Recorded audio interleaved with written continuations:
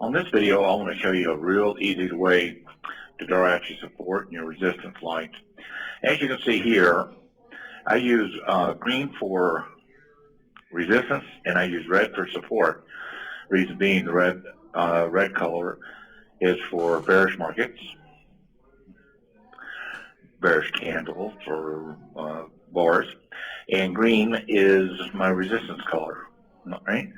And on my daily charts, I will tend to keep them as a single line. Go back over here to preferences. We won't get into how to set up track and trade charts and stuff, but you can keep them, looking something like that. And then if you're trading, the market is, in this area here, and you've been drawing out your resistance line, your support lines. Here's resistance, of course, here's support down in here.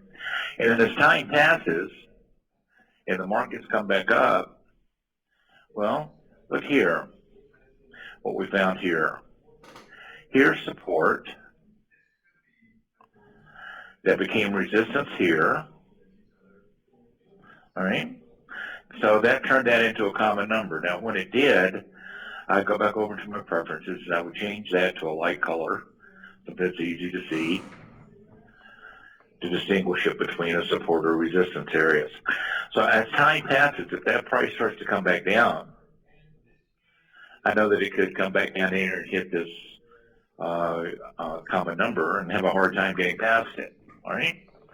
So anyway, my resistance lines, I put in green. My support lines, like you see here, I put those in red. So resistance in green, support in red, common numbers in white. Let's look at another chart real quick, see if we might find one. Don't have one here, but we've got resistance, all right? Don't have anything but that just jumps out, or do we? Actually, we do. Look at here. We've got support here. We've got resistance here. Now, it's not exactly to the tick, like it happens quite often. It goes to the exact tick.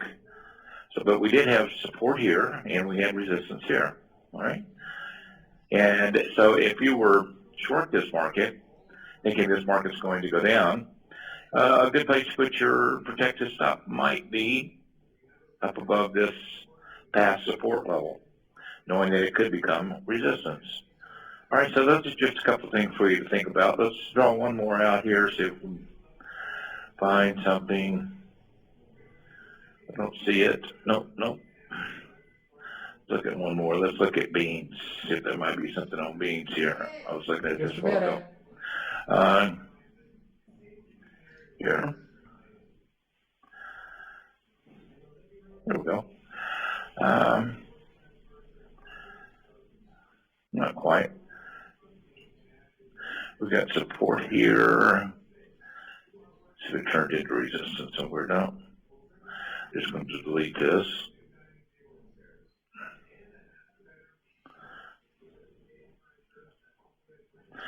Now up in here,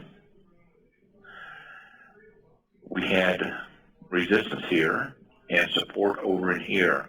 Now they're not to the tick, they're not exact. So rather than calling it a common number, I call this a common area that price likes to come back to, right? So just keep that in mind when you're placing your stops. Like if you got long over here, you might want to stop on the other side of this as protection. Right? If you got short, you might want to put a stop up above that for protection. So anyway, I just want to show you how to draw out support and resistance lines on your charts and turn those into common numbers.